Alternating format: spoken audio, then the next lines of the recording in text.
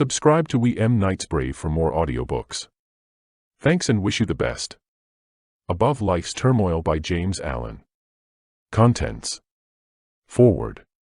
True Happiness. The Immortal Man. The Overcoming of Self. The Uses of Temptation.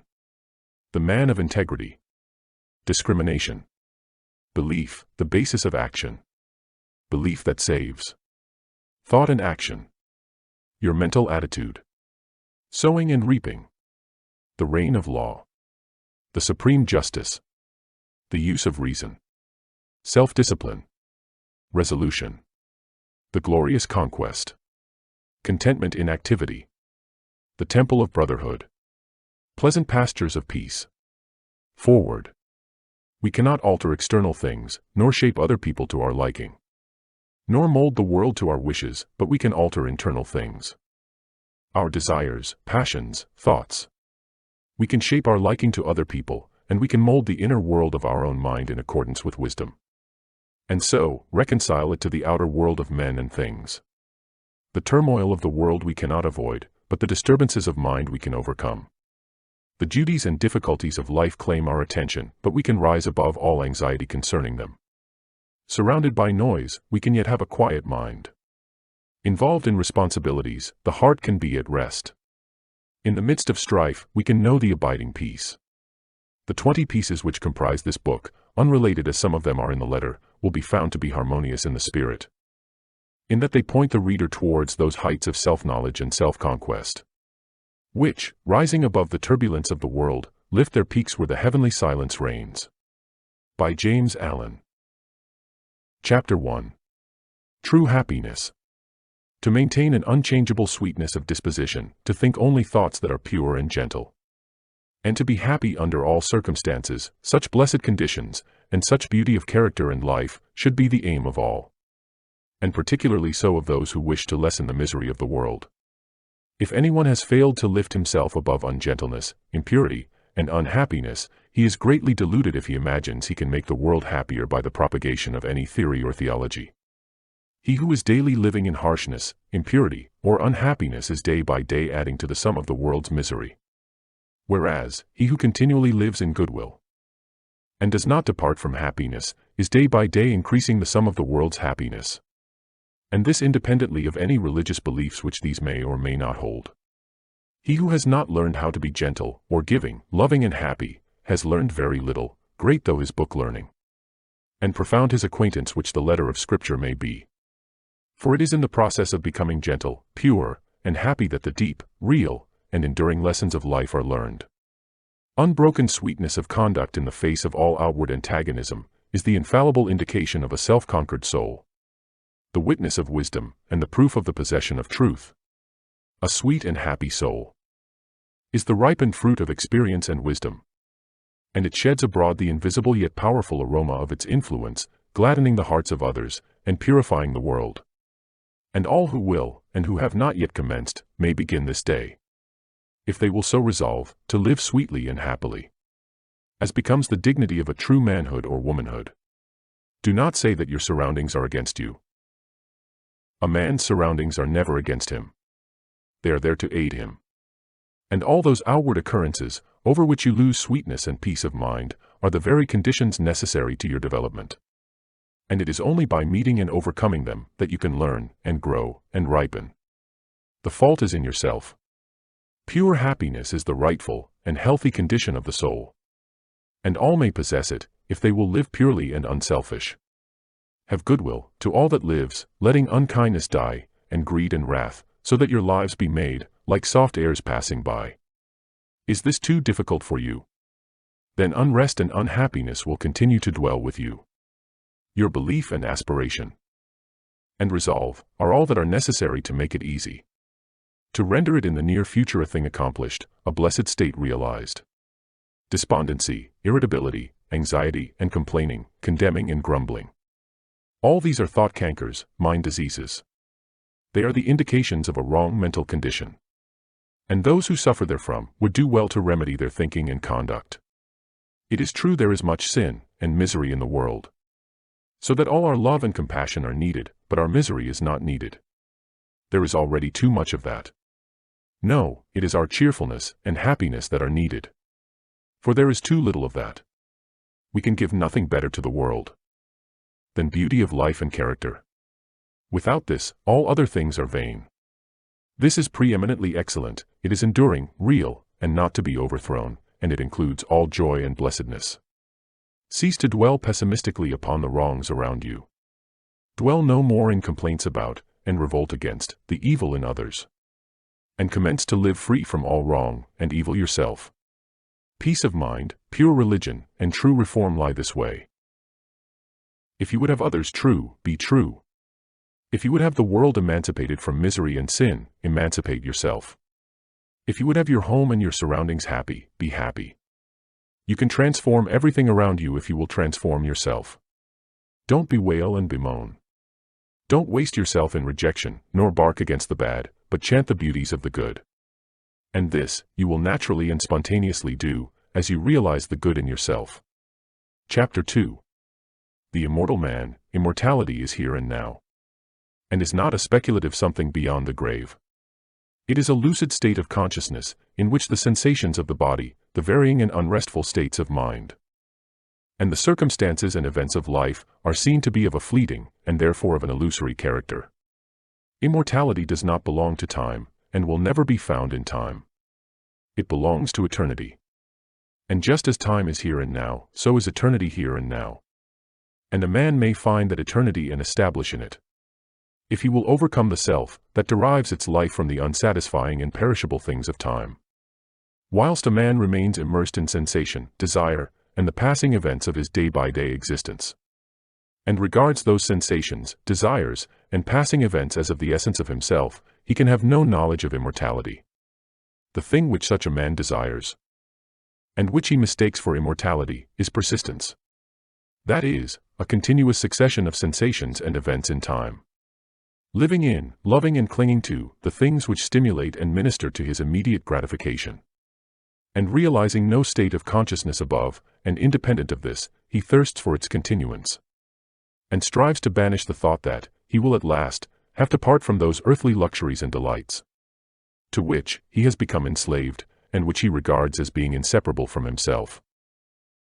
Persistence is the antithesis of immortality. And to be absorbed in it, is spiritual death. Its very nature is change, impermanence. It is a continual living and dying. The death of the body can never bestow upon a man immortality. Spirits are not different from men, and live their little feverish life of broken consciousness, and are still immersed in change and mortality. The mortal man, he who thirsts for the persistence of his pleasure-loving personality, is still mortal after death, and only lives another life, with a beginning and an end, without memory of the past, or knowledge of the future. The immortal man is he who has detached himself from the things of time, by having ascended into that state of consciousness, which is fixed and unvariable, and is not affected by passing events and sensations. Human life consists of an ever-moving procession of events. And in this procession, the mortal man is immersed, and he is carried along with it. And being so carried along, he has no knowledge of what is behind and before him. The immortal man is he who has stepped out of this procession, and he stands by unmoved and watches it. And from his fixed place he sees both the before, the behind, and the middle of the moving thing, called life. No longer identifying himself with the sensations and fluctuations of the personality, or with the outward changes which make up the life in time. He has become the passionless spectator of his own destiny, and of the destinies of the men and nations. The mortal man, also, is one who is caught in a dream, and he neither knows that he was formerly awake, nor that he will wake again. He is a dreamer without knowledge, nothing more. The immortal man is as one who has awakened out of his dream, and he knows that his dream was not an enduring reality, but a passing illusion. He is a man with knowledge, the knowledge of both states, that of persistence, and that of immortality, and is in full possession of himself. The mortal man lives in the time or world state of consciousness, which begins and ends. The immortal man lives in the cosmic, or heaven state of consciousness, in which there is neither beginning nor end, but an eternal now. Such a man remains poised and steadfast under all changes, and the death of his body will not in any way interrupt the eternal consciousness in which he abides. Of such a one it is said, he shall not taste of death, because he has stepped out of the stream of mortality and established himself in the abode of truth. Bodies, personalities, nations, and worlds pass away, but truth remains, and its glory is undimmed by time. The immortal man, then, is he who has conquered himself, who no longer identifies himself with the self-seeking forces of the personality, but who has trained himself to direct those forces with the hand of a master, and so has brought them into harmony with the causal energy and source of all things. The fret and fever of life has ceased, doubt and fear are cast out, and death is not for him who has realized the fateless splendor of that life of truth, by adjusting heart and mind to the eternal and unchangeable verities. Chapter 3. The Overcoming of Self. Many people have very confused and erroneous ideas concerning the terms, the overcoming of self, the eradication of desire, and the annihilation of the personality. Some, particularly the intellectual who are prone to theories, regard it as a metaphysical theory, altogether apart from life and conduct, while others conclude that it is the crushing out of all life, energy, and action, and the attempt to idealize stagnation and death. These errors and confusions, arising as they do in the minds of individuals, can only be removed by the individuals themselves. But perhaps it may make their removal a little less difficult for those who are seeking truth by presenting the matter in another way. The doctrine of the overcoming or annihilation of self is simplicity itself. Indeed, so simple, practical, and close at hand is it that a child of 5, whose mind has not yet become clouded with theories, theological schemes and speculative philosophies, would be far more likely to comprehend it than many older people who have lost their hold upon simple and beautiful truths by the adoption of complicated theories. The annihilation of self consists in weeding out and destroying all those elements in the soul which lead to division, strife, suffering, disease, and sorrow. It does not mean the destruction of any good and beautiful and peace-producing quality. For instance, when a man is tempted to irritability or anger, and by a great effort overcomes the selfish tendency, casts it from him, and acts from the spirit of patience and love, in that moment of self-conquest, he practices the annihilation of self. Every noble man practices it in part, though he may deny it in his words. And he who carries out this practice to its completion, eradicating every selfish tendency, until only the divinely beautiful qualities remain, he is said to have annihilated the personality, all the personal elements, and to have arrived at truth. The self which is to be annihilated is composed of the following 10 worthless and sorrow-producing elements: lust, hatred, avarice, self-indulgence, self-seeking, vanity, pride, doubt, dark belief, delusion. It is the total abandonment, the complete annihilation of these 10 elements, for they comprise the body of desire. On the other hand, it teaches the cultivation, practice, and preservation of the following 10 divine qualities: purity, patience, humility, self-sacrifice, self-reliance, fearlessness, knowledge, wisdom, compassion, love. These comprise the body of truth. And to live entirely in them is to be a doer and knower of the truth, is to be an embodiment of truth. The combination of the 10 elements is called self or the personality. The combination of the 10 qualities produces what is called truth, the impersonal, the abiding, real, and immortal man. It will thus be seen that it is not the destruction of any noble, true, and enduring quality that is taught, but only the destruction of those things that are ignoble, false, and evanescent. Neither is this overcoming of self the deprivation of gladness, happiness, and joy, but rather, it is the constant possession of these things, by living in the joy-begetting qualities. It is the abandonment of the lust for enjoyment, but not of enjoyment itself. The destruction of the thirst for pleasure, but not of pleasure itself. The annihilation of the selfish longing for love, and power, and possessions themselves. It is the preservation of all those things, which draw and bind men together, in unity and concord. And, far from idealizing stagnation and death, urges men to the practice of those qualities, which lead to the highest, noblest, most effective, and enduring action. He whose actions proceed from some or all of the 10 elements wastes his energies upon negations, and does not preserve his soul. But, he whose actions proceed from some or all of the 10 qualities, he truly and wisely acts, and so preserves his soul. He who lives largely in the 10 earthly elements, and who is blind and deaf to the spiritual verities, will find no attraction in the doctrine of self-surrender, for it will appear to him as the complete extinction of his being. But he who is endeavoring to live in the 10 heavenly qualities will see the glory and beauty of the doctrine, and will know it as the foundation of life eternal. He will also see that when men apprehend and practice it, industry, commerce, government, and every worldly activity will be purified. And action, purpose, and intelligence, instead of being destroyed, will be intensified and enlarged, but freed from strife and pain. Chapter 4. The uses of temptation. The soul, in its journey towards perfection, passes through 3 distinct stages. The first is the animal stage, in which the man is content to live in the gratification of his senses, unawakened to the knowledge of sin, or of his divine inheritance, and altogether unconscious of the spiritual possibilities within himself. The second is the dual stage, in which the mind is continually oscillating between its animal and divine tendencies, having become awakened to the consciousness of both. It is during this stage that temptation plays its part in the progress of the soul. It is a stage of continual fighting, of falling and rising, of sinning and repenting.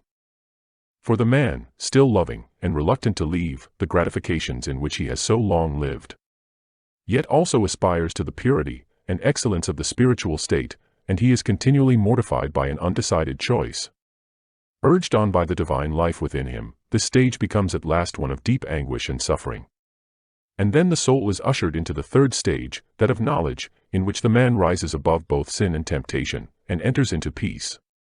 Temptation, like contentment in sin, is not a lasting condition, as the majority of people suppose. It is a passing phase, an experience through which the soul must pass. But as to whether a man will pass through that condition in this present life, and realize holiness and heavenly rest here and now, will depend entirely upon the strength of his intellectual and spiritual exertions, and upon the intensity and ardor with which he searches for truth. Temptation, with all its attendant torments, can be overcome here and now, but it can only be overcome by knowledge. It is a condition of darkness or of semi-darkness. The fully enlightened soul is proof against all temptation. When a man fully understands the source, nature, and meaning of temptation, in that hour he will conquer it, and will rest from his long travail. But whilst he remains in ignorance, attention to religious observances, and much praying and reading of Scripture, will fail to bring him peace. If a man goes out to conquer an enemy, knowing nothing of his enemy's strength, tactics, or place of ambush, he will not only ignominiously fail, but will speedily fall into the hands of the enemy. He who would overcome his enemy, the tempter, must discover his stronghold and place of concealment, and must also find out the unguarded gates in his own fortress, where his enemy effects so easy an entrance. This necessitates continual meditation, ceaseless watchfulness, and constant and rigid introspection, which lays bare, before the spiritual eyes of the tempted one, the vain and selfish motives of his soul.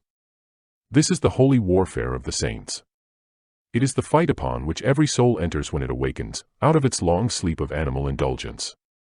Men fail to conquer, and the fight is indefinitely prolonged, because they labor, almost universally, under 2 delusions: first, that all temptations come from without, and second, that they are tempted because of their goodness. Whilst a man is held in bondage by these 2 delusions, he will make no progress. When he has shaken them off, he will pass on rapidly from victory to victory, and will taste of spiritual joy and rest. 2 searching truths must take the place of these 2 delusions, and those truths are, first, that all temptation comes from within, and second, that a man is tempted because of the evil that is within him. The idea that God, a devil, evil spirits, or outward objects are the source of temptation must be dispelled. The source and cause of all temptation is in the inward desire. That being purified or eliminated, outward objects and extraneous powers are utterly powerless to move the soul to sin or to temptation. The outward object is merely the occasion of the temptation, never the cause. This is in the desire of the one tempted. If the cause existed in the object, all men would be tempted alike. Temptation could never be overcome, and men would be hopelessly doomed to endless torment.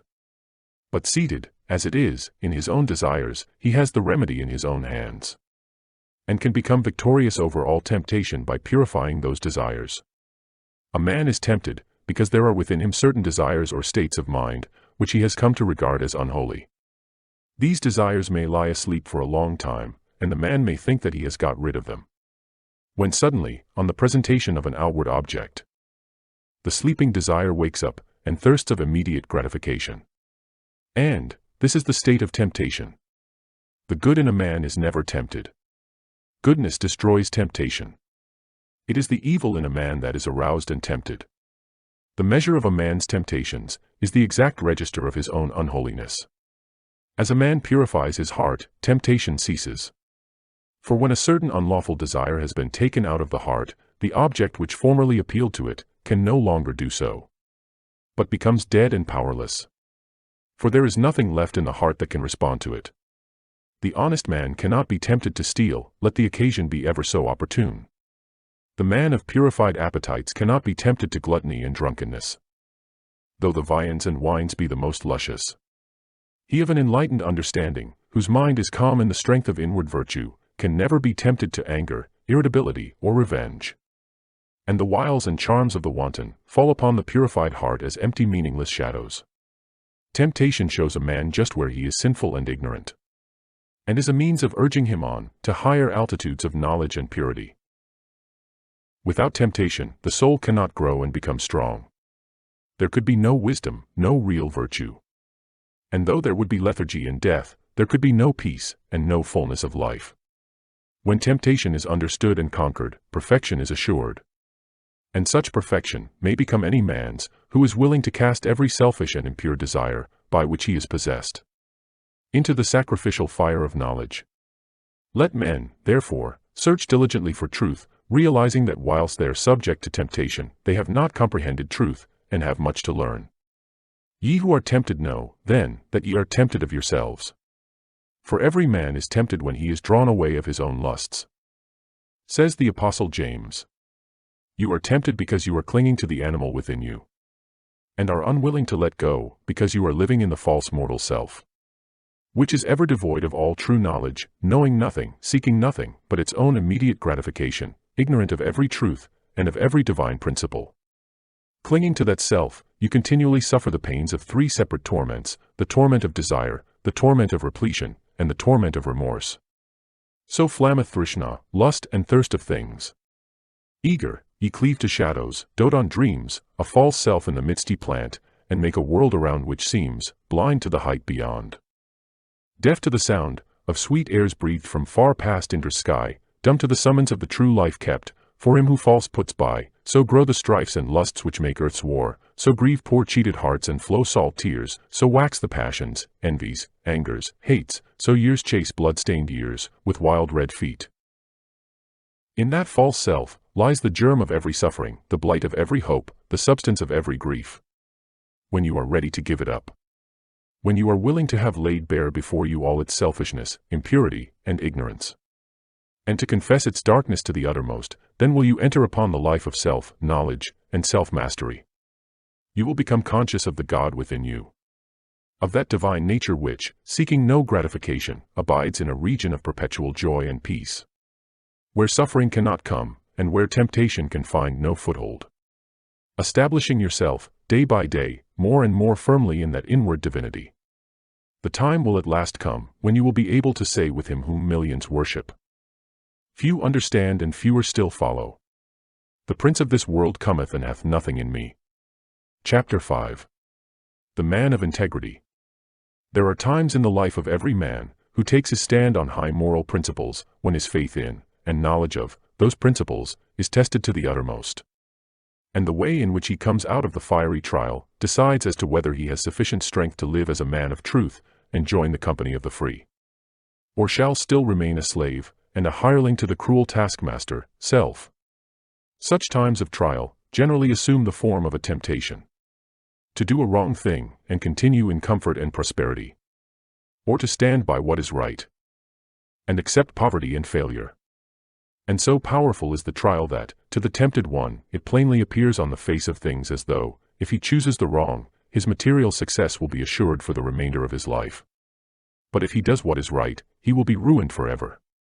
Frequently, the man at once quails and gives way before this appalling prospect, which the path of righteousness seems to hold out for him.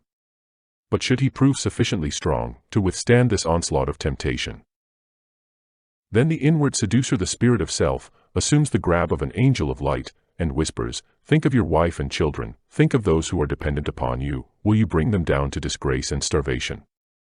Strong indeed and pure must be the man, who can come triumphant out of such a trial. But he who does so, enters at once a higher realm of life, where his spiritual eyes are open to see beautiful things. And then poverty and ruin which seemed inevitable, do not come. But a more abiding success comes, and a peaceful heart, and a quiet conscience. But he who fails, does not obtain the promised prosperity. And his heart is restless, and his conscience troubled. The right doer cannot ultimately fail. The wrongdoer cannot ultimately succeed, for, such is the law which moves to righteousness, which none at last can turn aside or stay, and it is because justice is at the heart of things, because the great law is good that the man of integrity is superior to fear, and failure, and poverty, and shame, and disgrace. As the poet further says of this law, the heart of its love, the end of it, is peace and consummation sweet obey. The man, who, fearing the loss of present pleasures or material comforts, denies the truth within him, can be injured, and robbed, and degraded, and trampled upon. Because he has first injured, robbed, and degraded, and trampled upon his own nobler self. But the man of steadfast virtue, of unblemished integrity, cannot be subject to such conditions, because he has denied the craven self within him, and has taken refuge in truth. It is not the scourge and the chains which make a man a slave, but the fact that he is a slave. Slander, accusation, and malice cannot affect the righteous man, nor call from him any bitter response, nor does he need to go about to defend himself, and prove his innocence. His innocence and integrity alone are a sufficient answer to all that hatred may attempt against him. Nor can he ever be subdued by the forces of darkness, having subdued all those forces within himself. But he turns all evil things to good account. Out of darkness he brings light. Out of hatred, love. Out of dishonor, honor. And slanders, envies, and misrepresentations only serve to make more bright the jewel of truth within him, and to glorify his high and holy destiny. Let the man of integrity rejoice, and be glad when he is severely tried. Let him be thankful that he has been given an opportunity of proving his loyalty to the noble principles which he has espoused. And let him think, now is the hour of holy opportunity. Now is the day of triumph for truth. Though I lose the whole world, I will not desert the right. So thinking, he will return good for evil, and will think compassionately of the wrongdoer.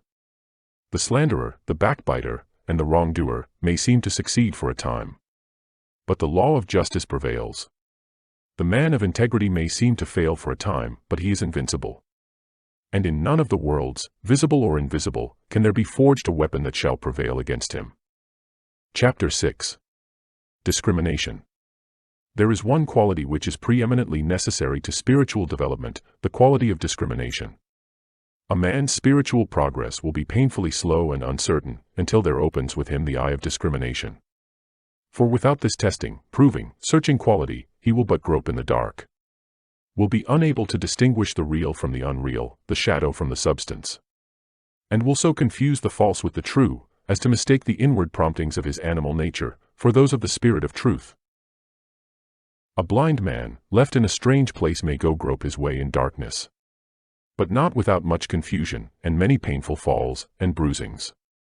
Without discrimination, a man is mentally blind, and his life is a painful groping in darkness, a confusion in which vice and virtue are indistinguishable one from the other, where facts are confounded with truths, opinions with principles, and where ideas, events, men, and things appear to be out of all relation to each other. A man's mind and life should be free from confusion. He should be prepared to meet every mental, material, and spiritual difficulty, and should not be inextricably caught, as many are, in the meshes of doubt, indecision, and uncertainty when troubles and so-called misfortunes come along. He should be fortified against every emergency that can come against him.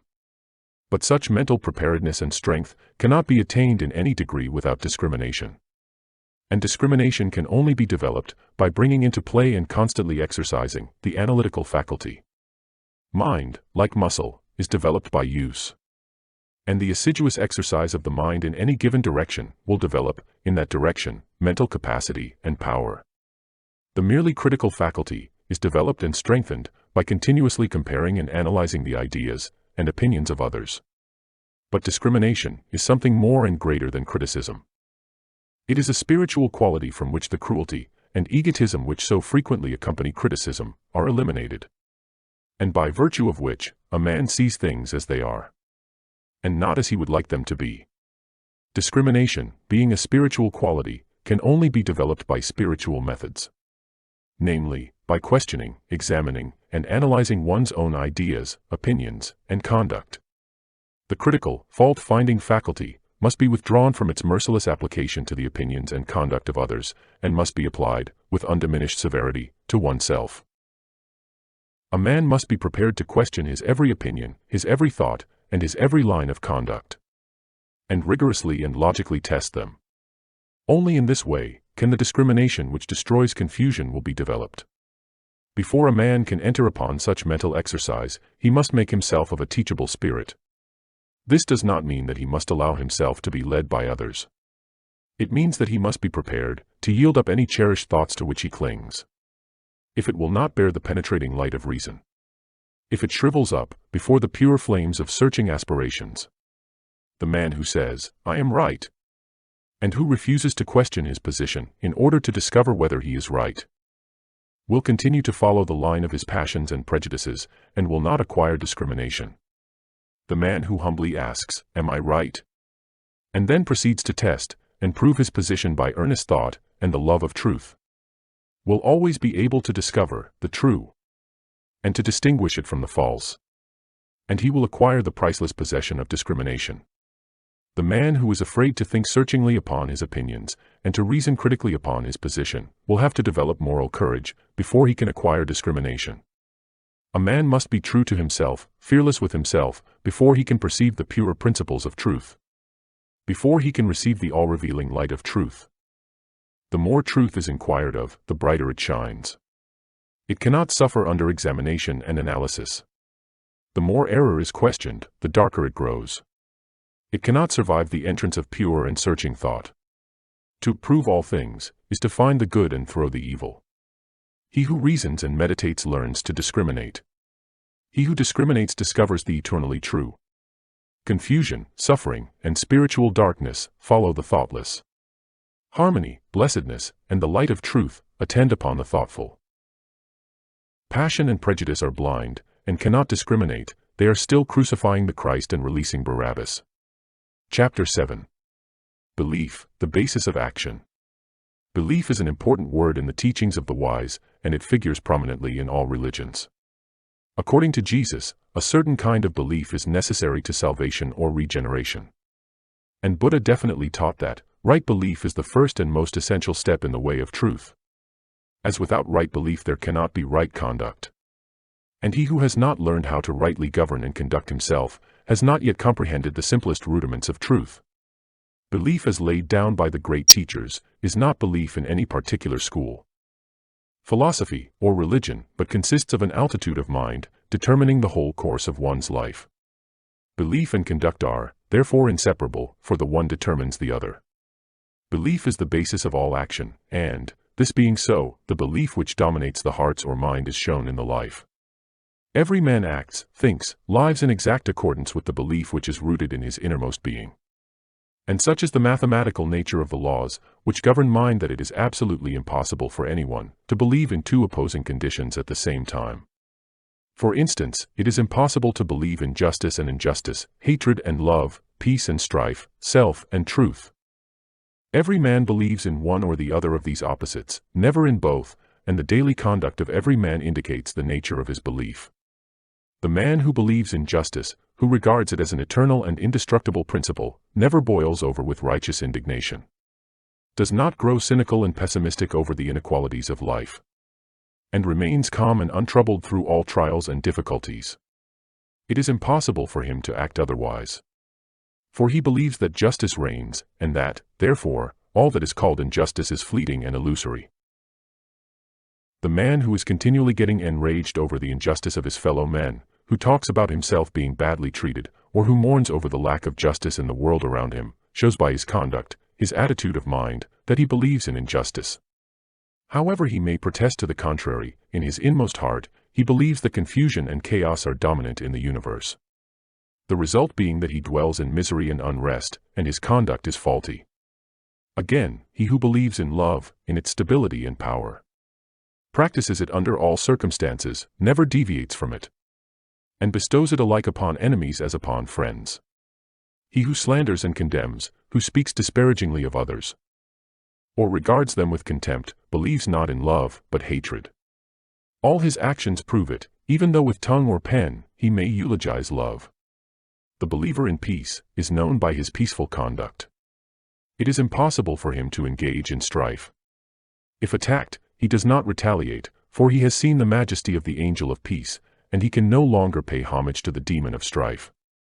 The stirrer-up of strife, the lover of argument, he who rushes into self-defense upon any or every provocation, believes in strife, and will have naught to do with peace.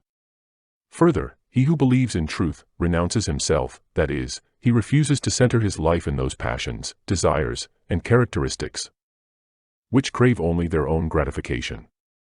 And by thus renouncing, he becomes steadfastly fixed in truth, and lives a wise, beautiful, and blameless life. The believer in self is known by his daily indulgences, gratifications, and vanities, and by the disappointments, sorrows, and mortifications which he continually suffers. The believer in truth does not suffer, for he has given up that self, which is the cause of such suffering. It will be seen by the foregoing that every man believes either in permanent and eternal principles, directing human life towards law and harmony, or in the negation of those principles, with the resultant chaos in human affairs and in his own life. Belief in the divine principles of justice, compassion, love, constitutes the right belief laid down by Buddha as being the basis of right conduct, and also the belief unto salvation as emphasized in the Christian scriptures. For he who so believes cannot do otherwise than build his whole life upon these principles, and so purifies his heart, and perfects his life. Belief in the negation of this divine principle constitutes what is called in all religious unbelief. And this unbelief is manifested as a sinful, troubled, and imperfect life. Where there is right belief, there is a blameless and perfect life. Where there is false belief, there is sin. There is sorrow. The mind and life are improperly governed, and there is affliction and unrest. By their fruits ye shall know them. There is much talk about belief in Jesus, but what does belief in Jesus mean? It means belief in his words, in the principles he enunciated and lived, in his commandments and in his exemplary life of perfection. He who declares belief in Jesus, and yet is all the time living in his lusts and indulgences, or in the spirit of hatred and condemnation, is self-deceived. He believes not in Jesus. He believes in his own animal self. As a faithful servant delights in carrying out the commands of his master, so he who believes in Jesus carries out his commandments, and so is saved from sin. The supreme test of belief in Jesus is this: do I keep his commandments? And this test is applied by St. John himself in the following words: He that saith, I know him, Jesus, and keepeth not his commandments, is a liar, and the truth is not in him. But whose keepeth his word, in him verily, is the word of God perfected. It will be found after a rigid and impartial analysis that belief lies at the root of all human conduct. Every thought, every act, every habit, is the direct outcome of a certain fixed belief. And one's conduct alters only as one's belief are modified. What we cling to, in that we believe. What we practice, in that we believe. When our belief in a thing ceases, we can no longer cling to or practice it. It falls away from us as a garment outworn. Men cling to their lusts and lies and vanities because they believe in them. Believe there is gain and happiness in them. When they transfer their belief to the divine qualities of purity and humility, those sins trouble them no more. Men are saved from error by belief in the supremacy of truth. They are saved from sin by belief in holiness or perfection. They are saved from evil by belief in good, for every belief is manifested in the life. It is not necessary to inquire as to a man's theological belief, for that is of little or no account. For what can it avail a man to believe that Jesus died for him, or that Jesus is God, or that he is justified by faith, if he continues to live in his lower, sinful nature? All that is necessary to ask is this: how does a man live? How does he conduct himself under trying circumstances? The answer to these questions will show whether a man believes in the power of evil or in the power of good. He who believes in the power of good lives a good, spiritual, or godly life. For goodness is God, yea, verily is God himself. And he will soon leave behind him all sins, and sorrows who believes, with steadfast and unwavering faith, in the supreme good. Chapter 8. The belief that saves. It has been said that a man's whole life and character is the outcome of his belief. And also, that his belief has nothing whatever to do with his life. Both statements are true. The confusion and contradiction of these two statements are only apparent, and are quickly dispelled when it is remembered that there are two entirely distinct kinds of beliefs. Namely, head belief and heart belief. Head, or intellectual belief, is not fundamental and causative, but it is superficial and consequent. And that it has no power in the molding of a man's character, the most superficial observer may easily see. Take, for instance, half a dozen men from any creed. They not only hold the same theological belief, but confess the same articles of faith in every particular, and yet their characters are vastly different. One will be just as noble as another is ignoble. One will be mild and gentle, another coarse and irascible. One will be honest, another dishonest. One will indulge certain habits which another will rigidly abjure, and so on. Plainly indicating that theological belief is not an influential factor in a man's life. A man's theological belief is merely his intellectual opinion or view of the universe, God, the Bible, etc., and behind and underneath this head belief, there lies, deeply rooted in his innermost being, the hidden, silent, secret belief of his heart. And it is this belief which molds and makes his whole life. It is this which makes those 6 men who, whilst holding the same theology, are yet so vastly at variance in their deeds. They differ in the vital belief of the heart. What, then, is this heart belief? It is that which a man loves and clings to and fosters in his soul. For he thus loves and clings to and fosters in his heart, because he believes in them. And believing in them, and loving them, he practices them. Thus, is his life the effect of his belief. But it has no relation to the particular creed, which comprises his intellectual belief. One man clings to impure and immoral things, because he believes in them. Another does not cling to them, because he has ceased to believe in them. A man cannot cling to anything unless he believes in it. Belief always precedes action. Therefore, a man's deeds and life are the fruits of his belief. The priest and the Levite who passed by the injured and helpless man, held, no doubt, very strongly to the theological doctrines of their fathers. That was their intellectual belief. But in their hearts, they did not believe in mercy, and so lived and acted accordingly. The Good Samaritan may or may not have had any theological beliefs, nor was it necessary that he should have. But in his heart, he believed in mercy, and acted accordingly. Strictly speaking, there are only 2 beliefs which vitally affect the life. And they are, belief in good, and belief in evil. He who believes in all those things that are good, will love them, and live in them. He who believes in those things that are impure and selfish, will love them, and cling to them. The tree is known by its fruits. A man's beliefs about God, Jesus, and the Bible are one thing. His life, as bound up in his actions, is another. Therefore, a man's theological belief is of no consequence. But the thoughts which he harbors, his attitude of mind towards others, and his actions.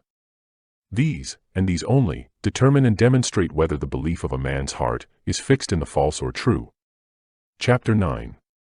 Thought and action. As the fruit to the tree, and the water to the spring, so is action to thought.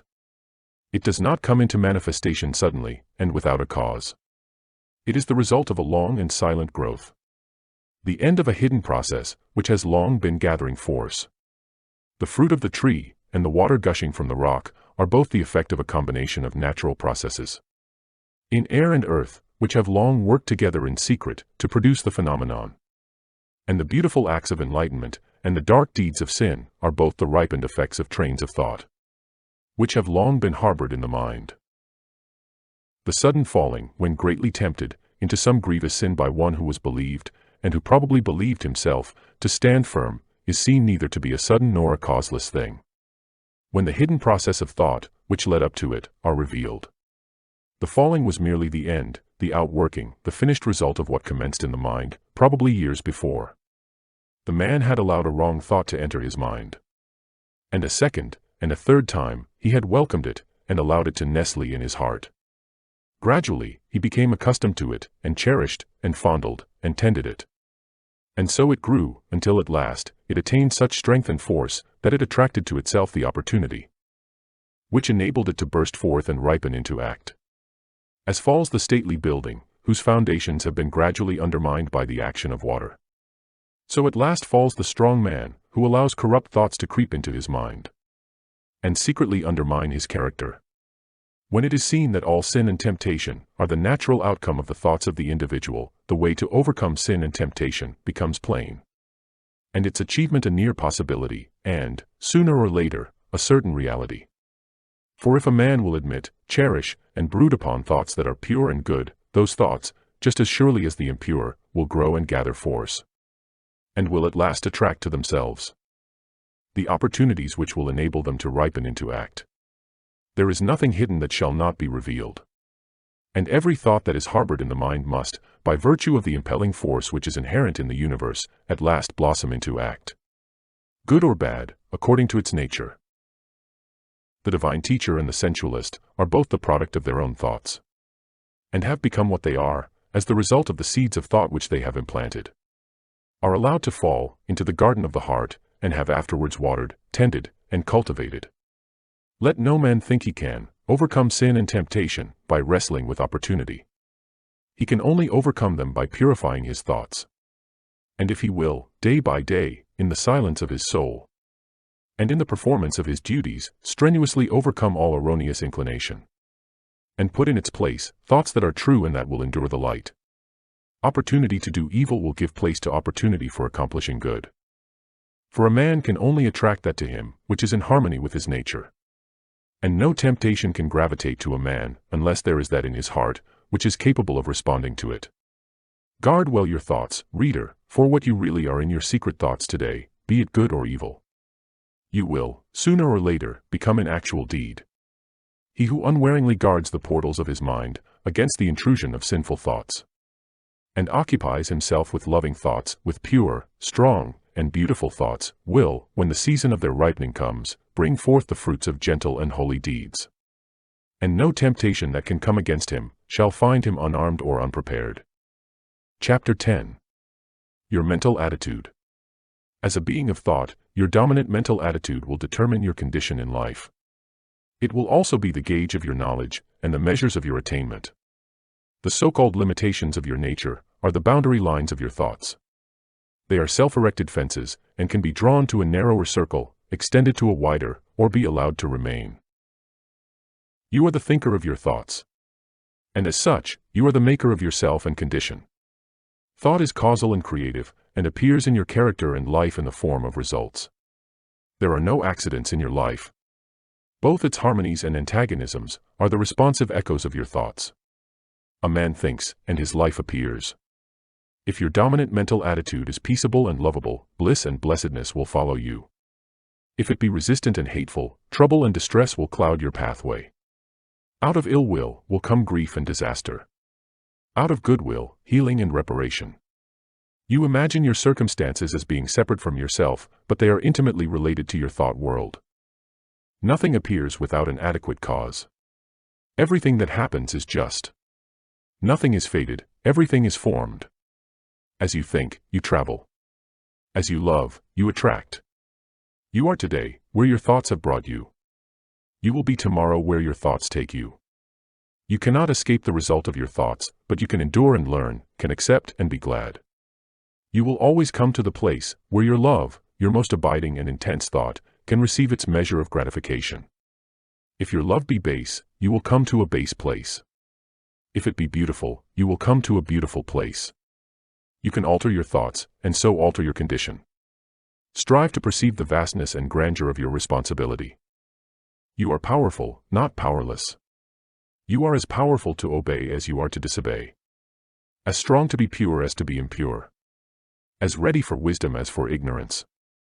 You can learn what you will, can remain as ignorant as you choose. If you love knowledge, you will obtain it. If you love wisdom, you will secure it. If you love purity, you will realize it. All things await your acceptance, and you choose by the thoughts which you entertain. A man remains ignorant because he loves ignorance and chooses ignorant thoughts. A man becomes wise because he loves wisdom and chooses wise thoughts. No man is hindered by another. He is only hindered by himself. No man suffers because of another, he suffers only because of himself. By the noble gateway of pure thought, you can enter the highest heaven. By the ignoble doorway of impure thought, you can descend into the lowest hell. Your mental attitude towards others will faithfully react upon yourself, and will manifest itself in every relation of your life. Every impure and selfish thought that you send out comes back to you in your circumstances in some form of suffering.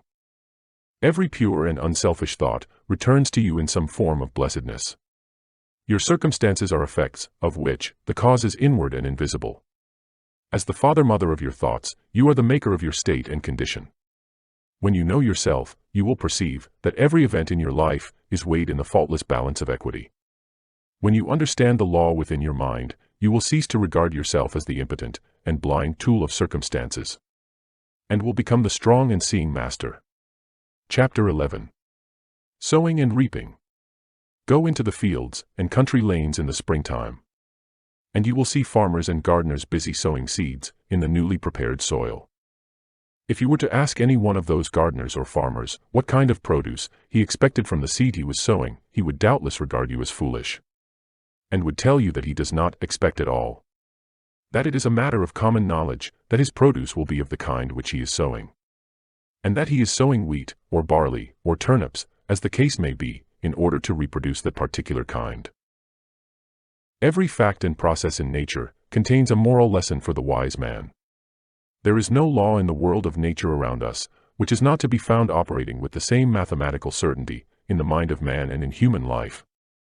All the parables of Jesus are illustrative of this truth and are drawn from the simple facts of nature. There is a process of seed sowing in the mind, and life a spiritual sowing, which leads to a harvest according to the kind of seed sown. Thoughts, words, and acts are seeds sown, and, by the inviolable law of things, they produce after their kind. The man who thinks hateful thoughts brings hatred upon himself. The man who thinks loving thoughts is loved. The man whose thoughts, words, and acts are sincere is surrounded by sincere friends. The insincere man is surrounded by insincere friends. The man who sows wrong thoughts and deeds, and prays that God will bless him, is in the position of a farmer who, having sown tares, asks God to bring forth for him a harvest of wheat. That which ye sow, ye reap. See yonder fields, the sesamum was sesamum, the corn was corn, the silence and the darkness knew. So is a man's fate born. He cometh reaper of the things he sowed. He who would be blessed, let him scatter blessings. He who would be happy, let him consider the happiness of others. Then there is another side to this seed sowing. The farmer must scatter all his seed upon the land, and then leave it to the elements. Were he to covetously hoard his seed, he would lose both it and his produce, for his seed would perish. It perishes when he sows it, but in perishing, it brings forth a great abundance. So in life, we get by giving, we grow rich by scattering. The man who says he is in possession of knowledge, which he cannot give out, because the world is incapable of receiving it, either does not possess such knowledge, or, if he does, will soon be deprived of it, if he is not already so deprived. To hoard is to lose, to exclusively retain is to be dispossessed. Even the man who would increase his material wealth must be willing to part with, invest, what little capital he has, and then wait for the increase. So long as he retains his hold on his precious money, he will not only remain poor, but will be growing poorer every day. He will, after all, lose the thing he loves, and will lose it without increase. But if he wisely lets it go, if, like the farmer, he scatters his seeds of gold, then he can faithfully wait for, and reasonably expect, the increase. Men are asking God to give them peace and purity, and righteousness and blessedness, but are not obtaining these things. And why not? Because they are not practicing them, not sowing them. I once heard a preacher pray very earnestly for forgiveness, and shortly afterwards, in the course of his sermon, he called upon his congregation to show no mercy to the enemies of the church. Such self-delusion is pitiful. And men have yet to learn that the way to obtain peace and blessedness is to scatter peaceful and blessed thoughts, words, and deeds. Men believe that they can sow the seeds of strife, impurity, and unbrotherliness, and then gather in a rich harvest of peace, purity, and concord by merely asking for it. What more pathetic sight than to see an irritable and quarrelsome man praying for peace? Men reap that which they sow, and any man can reap all blessedness now, and at once, if he will put aside selfishness, and sow broadcast the seeds of kindness, gentleness, and love. If a man is troubled, perplexed, sorrowful, or unhappy, let him ask, what mental seeds have I been sowing? What seeds am I sowing? What have I done for others? What is my attitude towards others? What seeds of trouble, and sorrow, and unhappiness have I sown, that I should thus reap these bitter weeds? Let him seek within and find, and having found, let him abandon all the seeds of self, and sow, henceforth, only the seeds of truth. Let him learn of the farmer the simple truths of wisdom. Chapter 12. The Reign of Law. The little party gods have had their day. The arbitrary gods, creatures of human caprice and ignorance, are falling into disrepute. Men have quarreled over, and defended them, until they have grown weary of the strife. And now, everywhere, they are relinquishing and breaking up these helpless idols of their long worship. The god of revenge, hatred, and jealousy, who gloats over the downfall of his enemies. The partial God who gratifies all our narrow and selfish desires. The God who saves only the creatures of his particular special creed. The God of exclusiveness and favoritism. Such were the gods, miscalled by us God, of our soul's infancy. Gods base and foolish as ourselves, the fabrications of our selfish self. And we relinquished our petty gods with bitter tears and misgivings, and broke our idols with bleeding hands. But in so doing, we did not lose sight of God. Nay, we drew nearer to the great, silent heart of love. Destroying the idols of self, we began to comprehend somewhat of the power which cannot be destroyed, and entered into a wider knowledge of the God of love, of peace, of joy. The God in whom revenge and partiality cannot exist. The God of light, from whose presence the darkness of fear and doubt, and selfishness cannot choose but flee. We have reached one of those epochs, in the world's progress, which witnesses the passing of the false gods. The gods of human selfishness and human illusion. The new-old revelation of one universal impersonal truth has again dawned upon the world. And its searching light has carried consternation to the perishable gods, who take shelter under the shadow of self. Men have lost faith in a God who can be cajoled, who rules arbitrarily and capriciously, subverting the whole order of things to gratify the wishes of his worshippers, and are turning, with a new light in their eyes, and a new joy in their hearts, to the God of law. And to him they turn, not for personal happiness and gratification, but for knowledge, for understanding, for wisdom, for liberation from the bondage of self. And thus turning, they do not seek in vain, nor are they sent away empty and discomfited. They find within themselves the reign of law, that every thought, every impulse, every act, and word, brings about a result in exact accordance with its own nature. That thoughts of love bring about beautiful and blissful conditions. That hateful thoughts bring about distorted and painful conditions. That thoughts and acts, good and evil, are weighed in the faultless balance of the supreme law, and receive their equal measure of blessedness on the one hand, and misery on the other. And thus, finding they enter a new path, the path of obedience to the law. Entering that path they no longer accuse, no longer doubt, no longer fret and despond. For they know that God is right, the universal laws are right, the cosmos is right, and that they themselves are wrong, if wrong there is, and that their salvation depends upon themselves, upon their own efforts, upon their personal acceptance of that which is good, and deliberate rejection of that which is evil. No longer merely hearers, they become doers of the word. And they acquire knowledge, they receive understanding, they grow in wisdom. And they enter into the glorious life of liberation from the bondage of self. The law of the Lord is perfect, enlightening the eyes. Imperfection lies in man's ignorance, in man's blind folly. Perfection, which is knowledge of the perfect law, is ready for all who earnestly seek it. It belongs to the order of things. It is yours and mine now. If we will only put self-seeking on one side, and adopt the life of self-obliteration. The knowledge of truth, with its unspeakable joy, its calmness and quiet strength, is not for those who persist in clinging to their rights, defending their interests, and fighting for their opinions. Whose works are imbued with the personal I, and who build upon the shifting sands of selfishness and egotism. It is for those who renounce these causes of strife, these sources of pain and sorrow. And they are, indeed, children of truth, disciples of the Master, worshippers of the Most High. The children of truth are in the world today. They are thinking, acting, writing, speaking. Yeah, even prophets are amongst us, and their influence is pervading the whole earth. An undercurrent of holy joy is gathering force in the world, so that men and women are moved with new aspirations and hopes. And even those who neither see nor hear, feel within themselves strange yearnings after a better and fuller life. The law reigns, and it reigns in men's hearts and lives. And they have come to understand the reign of law, who have sought out the tabernacle of the true God, by the fair pathway of unselfishness. God does not alter for man, for this would mean that the perfect must become imperfect. Man must alter for God, and this implies that the imperfect must become perfect. The law cannot be broken for man, otherwise confusion would ensue. Man must obey the law, this is in accordance with harmony, order, justice.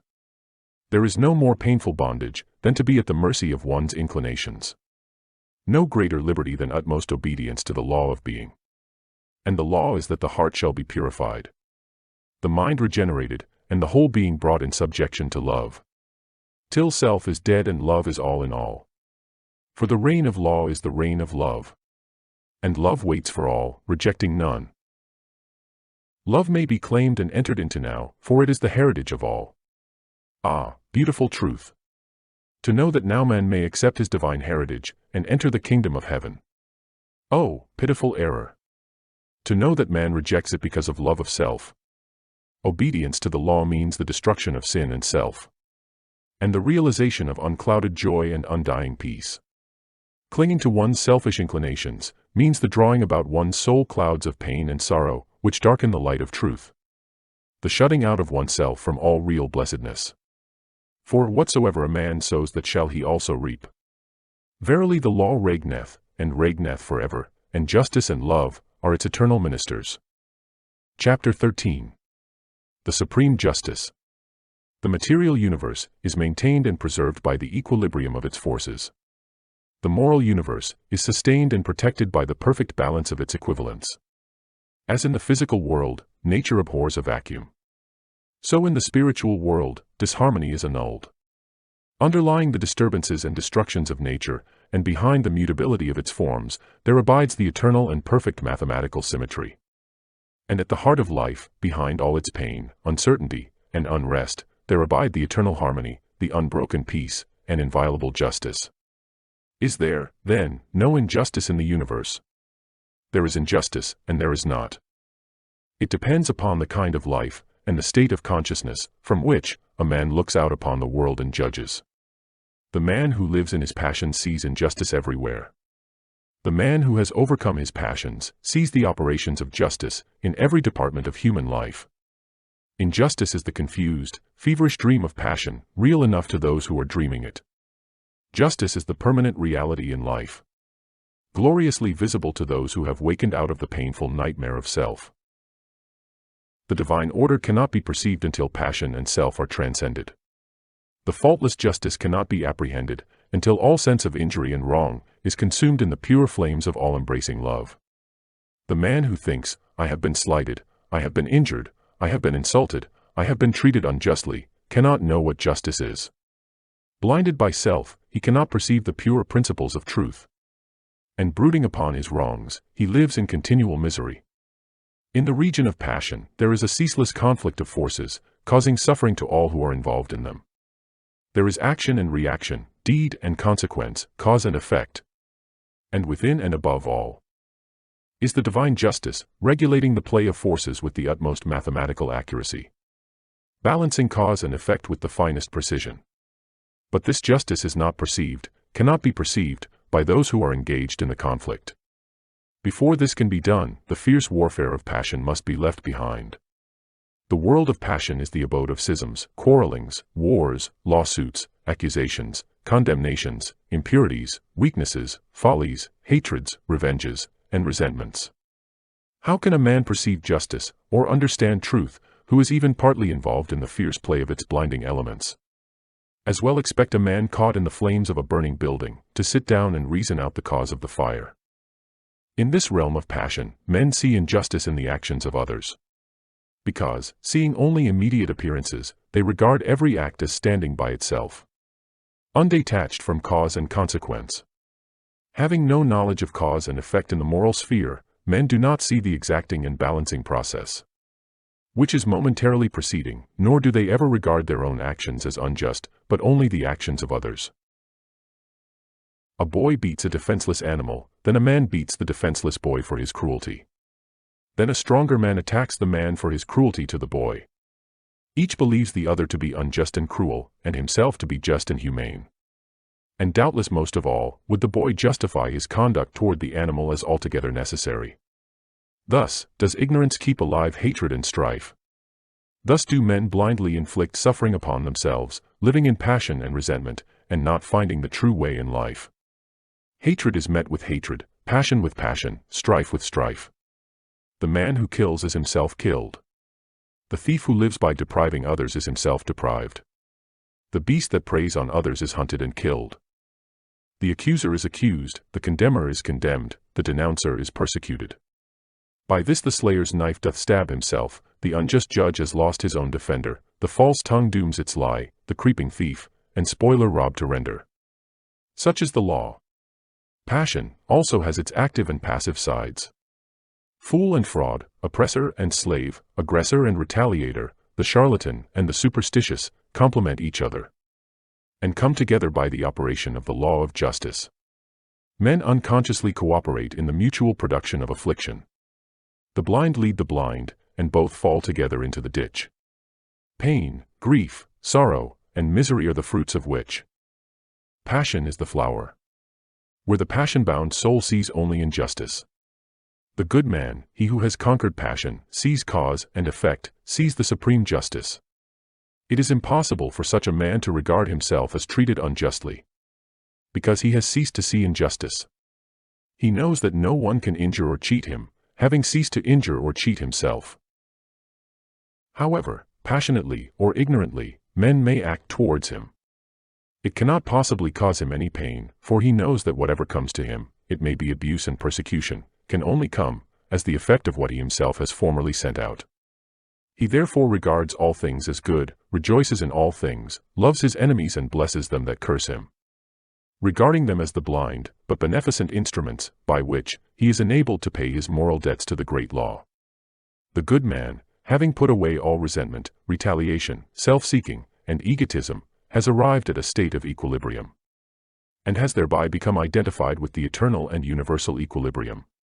Having lifted himself above the blind forces of passion, he understands those forces, contemplates them with a calm penetrating insight, like the solitary dweller upon a mountain, who looks down upon the conflict of the storms beneath his feet.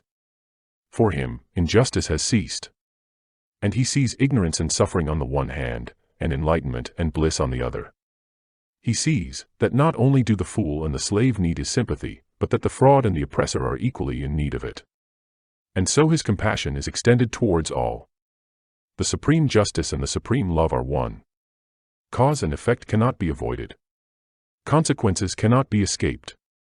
While a man is given to hatred, resentment, anger, and condemnation, he is subject to injustice as the dreamer to his dream, and cannot do otherwise than see injustice. But he who has overcome those fiery and binding elements, knows that unerring justice presides over all. That in reality, there is no such thing as injustice in the whole of the universe. Chapter 14. The use of reason. We have heard it said, that reason is a blind guide, and that it draws men away from truth rather than leads them to it. If this were true, it were better to remain, or to become, unreasonable, and to persuade others so to do. We have found, however, that the diligent cultivation of the divine faculty of reason brings about calmness and mental poise, and enables one to meet cheerfully the problems and difficulties of life. It is true, there is a higher light than reason, even that of the spirit of truth itself. But without the aid of reason, truth cannot be apprehended. They who refuse to trim the lamp of reason will never, whilst they so refuse, perceive the light of truth. For the light of reason is a reflection of that light. Reason is a purely abstract quality, and comes midway between the animal and divine consciousness in man, and leads, if rightly employed, from the darkness of one to the light of the other. It is true that reason may be enlisted in the service of the lower, self-seeking nature. But this is only a result of its partial and imperfect exercise. A fuller development of reason leads away from the selfish nature and ultimately allies the soul with the highest, the divine. That spiritual Percival who, searching for the holy grail of the perfect life, is again and again left alone.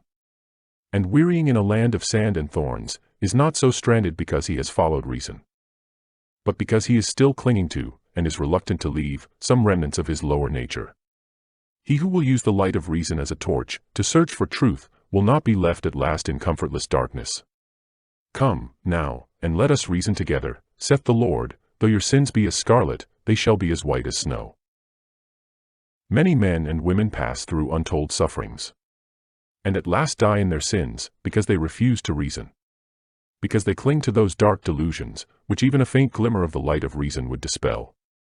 And all must use their reason freely, fully, and faithfully. Who would exchange the scarlet robe of sin and suffering for the white garment of blamelessness and peace? It is because we have proved, and know these truths, that we exhort men to tread the middle road, whose course bright reason traces, and soft quiet smooths. For reason leads away from passion and selfishness into the quiet ways of sweet persuasion and gentle forgiveness. And he will never be led astray. Nor will he follow blind guides. Who faithfully adheres to the apostolic injunction, prove all things, and hold fast that which is good. They, therefore, who despise the light of reason, despise the light of truth. Large numbers of people are possessed of the strange delusion that reason is somehow intimately connected with the denial of the existence of God. This is probably due to the fact that those who try to prove that there is no God usually profess to take their stand upon reason, while those who try to prove the reverse generally profess to take their stand on faith. Such argumentative combatants, however, are frequently governed more by prejudice than either reason or faith. Their object being not to find truth, but to defend and confirm a preconceived opinion. Reason is concerned, not with ephemeral opinions, but with the established truth of things. And he who is possessed of the faculty of reason, in its purity and excellence, can never be enslaved by prejudice, and will put from him all preconceived opinions as worthless. He will neither attempt to prove nor disprove, but after balancing extremes, and bringing together all apparent contradictions, he will carefully and dispassionately weigh and consider them, and so arrive at truth. Reason is, in reality, associated with all that is pure and gentle, moderate and just. It is said of a violent man that he is unreasonable, of a kind and considerate man that he is reasonable, and of an insane man that he has lost his reason. Thus, it is seen that the word is used, even to a great extent unconsciously, though none the less truly, in a very comprehensive sense. And though reason is not actually love, and thoughtfulness and gentleness, and sanity, it leads to, and is intimately connected with these divine qualities, and cannot, except for purposes of analysis, be dissociated from them. Reason represents all that is high and noble in man. It distinguishes him from the brute which blindly follows its animal inclinations. And just in the degree that man disobeys the voice of reason and follows his inclinations, does he become brutish. As Milton says, reason in man obscured, or not obeyed, immediately inordinate desires, and upstart passions, catch the government, from reason, and to servitude reduce, man till then free. The following definition of reason from Nuttall's dictionary will give some idea of the comprehensiveness of the word: the cause, ground, principle, or motive of anything said or done. Efficient cause, final cause, the faculty of intelligence in man, especially the faculty by which we arrive at necessary truth. It will thus be seen that reason is a term, the breadth of which is almost sufficient to embrace even truth itself.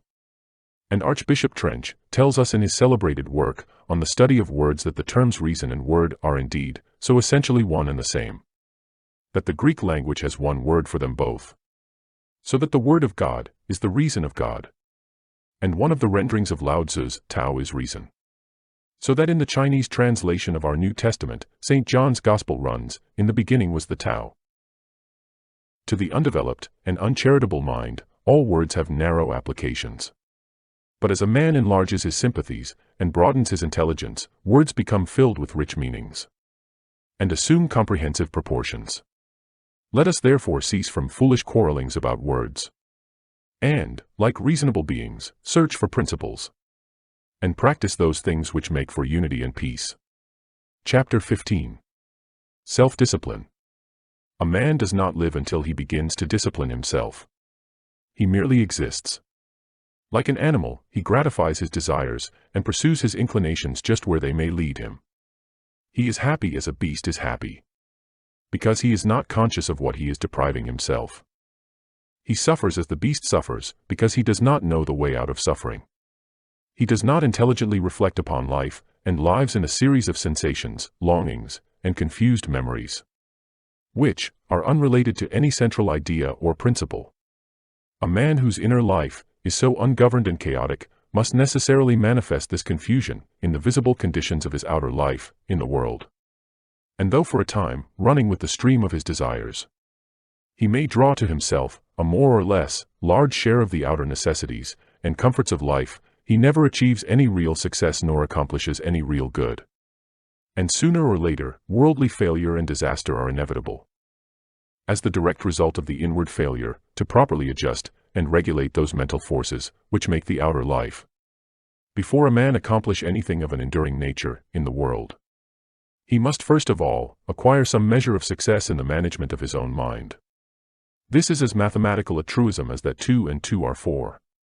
For, out of the heart are the issues of life. If a man cannot govern the forces within himself, he cannot hold a firm hand upon the outer activities which form his visible life. On the other hand, as a man succeeds in governing himself, he rises to higher and higher levels of power and usefulness and success in the world. The only difference between the life of the beast and that of the undisciplined man is that the man has a wider variety of desires and experiences a greater intensity of suffering. It may be said of such a man that he is dead, being truly dead to self-control, chastity, fortitude, and all the nobler qualities which constitute life. In the consciousness of such a man, the crucified Christ lies entombed, awaiting that resurrection which shall revivify the mortal sufferer, and wake him up to a knowledge of the realities of his existence. With the practice of self-discipline, a man begins to live, for he then commences to rise above the inward confusion, and to adjust his conduct to a steadfast center within himself. He ceases to follow where inclination leads him, reigns in the steed of his desires, and lives in accordance with the dictates of reason and wisdom. Hitherto, his life has been without purpose or meaning. But now, he begins to consciously mold his own destiny. He is clothed and in his right mind. In the process of self-discipline, there are 3 stages, namely, control, purification, relinquishment. A man begins to discipline himself by controlling those passions which have hitherto controlled him. He resists temptation and guards himself against all those tendencies to selfish gratifications, which are so easy and natural, and which have formerly dominated him. He brings his appetite into subjection and begins to eat as a reasonable and responsible being, practicing moderation and thoughtfulness in the selection of his food, with the object of making his body a pure instrument through which he may live and act as becomes a man, and no longer degrading that body by pandering to gustatory pleasure. He puts a check upon his tongue, his temper, and, in fact, his every animal desire and tendency. And this he does by referring all his acts to a fixed center within himself. It is a process of living from within outward, instead of, as formerly, from without inward. He conceives of an ideal, and, enshrining that ideal in the sacred recesses of his heart, he regulates his conduct in accordance with its exaction and demands. There is a philosophical hypothesis that, at the heart of every atom, and every aggregation of atoms in the universe, there is a motionless center which is the sustaining source of all the universal activities.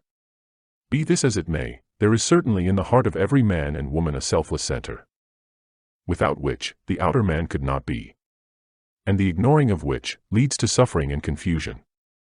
This selfless center, which takes the form, in the mind, of an ideal of unselfishness and spotless purity, the attainment of which is desirable, is man's eternal refuge from the storms of passion and all the conflicting elements of his lower nature. It is the rock of ages, the Christ within, the divine and immortal in all men.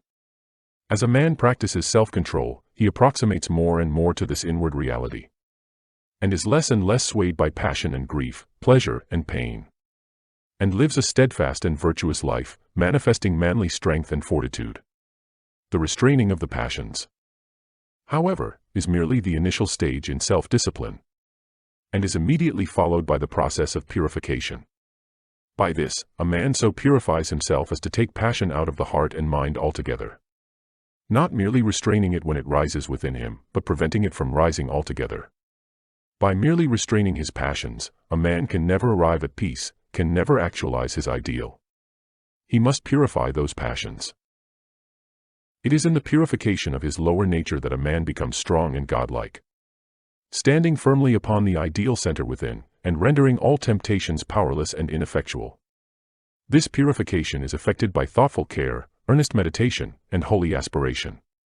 And as success is achieved, confusion of mind and life pass away, and calmness of mind and spiritualized conduct ensure.